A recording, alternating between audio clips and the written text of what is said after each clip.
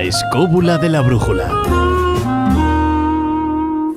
Empezamos la sección y curiosamente con uno de esos lugares que yo creo que no están, por lo que llevo leído del libro, no están en esos lugares a habitar cuando cae la noche.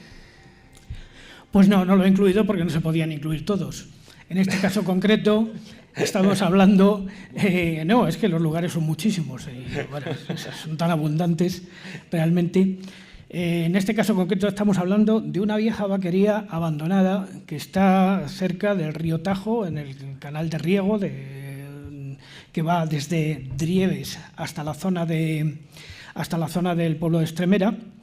Un lugar pues, que conoció en el pasado una serie de hechos luctuosos, fundamentalmente relacionados con fusilamientos durante la Guerra Civil Española, y un lugar que ha experimentado a gente allí pues, una cierta sensación de desasosiego importante. Uno de esos lugares que producen verdadero yuyu, pero sobre todo lo producen sobre todo cuando se está en soledad o cuando son horas nocturnas, y además adornado con su pequeña sintonía de cuervos, grajos y toda clase de aves extrañas que andan por allí, que son precursoras o anunciadoras de hechos luctuosos. Un lugar de estos que dan miedo a la gente, ya abandonado. ¿Cuánto tiempo lleva más o menos abandonado? Llevará abandonado aproximadamente desde los años 60 del siglo pasado, más o menos. Desde 1960. Bueno, y además allí yo sé que tú has estado varias veces por esa zona y, si no me equivoco, también has estado, experimentando. Bien, sí, bueno, la propia experimentación que se hace en este tipo de sitios, pequeñas grabaciones, pequeñas psicofonías, pequeñas, mediciones para ver un poquito el telurismo del lugar o las posibles energías inmanentes que hay en la zona, que quizá no tengan que ver con ningún hecho sobrenatural, sino simplemente que sea una cosa perfectamente explicable, aunque aún no tengamos la explicación.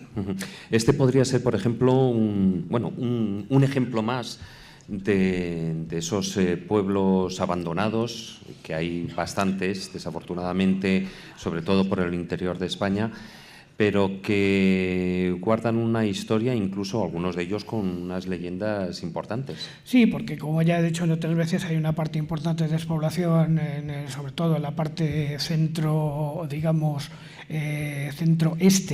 español, que ha llevado al abandono de muchísimos sitios y donde, bueno, parece como si se hubieran quedado, los espíritus de sus habitantes reivindicando un pasado que ya pasó hace muchísimo tiempo.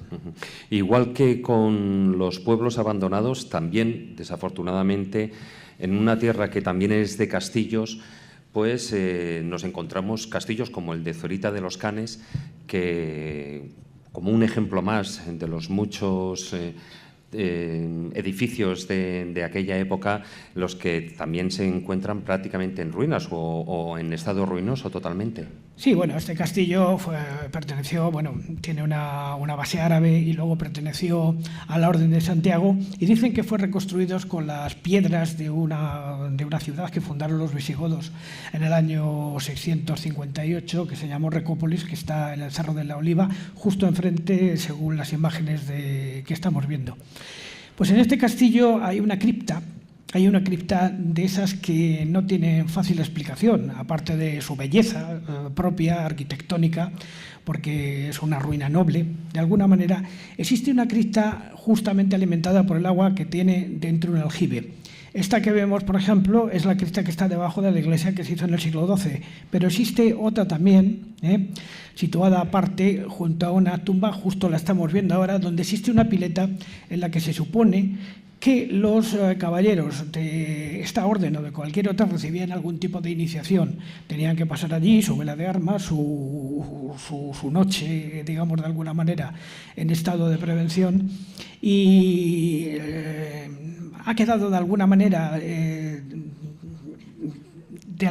impregnada en sus paredes ese tipo de ritos oscuros y esotéricos que sucedieron allí, de tal manera que aunque la gente no tenga una conciencia exacta de dónde está, siempre se dan cuenta de que ese es un lugar especial, que tiene, por cierto, otra pequeña cupulilla al fondo, donde se supone que se velaban las armas en tiempos muy antiguos.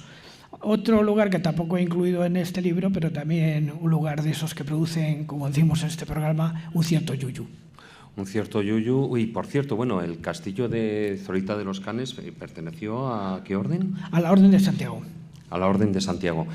Y desde más o menos... Bueno, Santiago y Calatrava, vamos, fueron turnando Santiago y Calatrava entre unos y otros y tal, pero al final terminó en manos de la Orden de Santiago. Finales del siglo XII.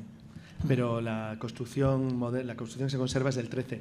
Por cierto, a saber qué putadías les hacían a los caballeros allí, porque lo mismo esto era luego como la cosa de los estudiantes, no tenemos ni idea, la verdad. Toda una leyenda. Bueno, ¿quieres apuntar algo más de este enclave? Bueno, que es un lugar magnífico a visitar, porque de paso que se visita este castillo Buen paseo, se puede visitar las ruinas de Recópolis y además las orillas del Tajo, que es un lugar verdaderamente bello.